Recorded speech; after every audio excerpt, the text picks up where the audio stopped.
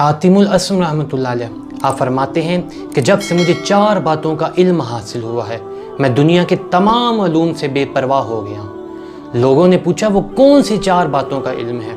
तो आपने फरमाया सबसे पहले कि मैंने जान लिया है कि मेरा रिज्क मुकद्दर हो चुका है जिसमें ना तो कोई कमी हो सकती है और ना ही ज़्यादती, लिहाजा ज़्यादा की ख्वाहिश से मैं बेनियाज हो गया हूँ। और दूसरी ये कि मैंने जान लिया है कि अल्लाह ताला का मुझ पर हक है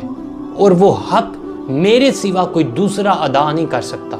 लिहाजा मैं उसकी बंदगी में मशगूल रहता हूँ। तीसरी ये कि मैंने जान लिया है कि मेरा कोई तालिब है,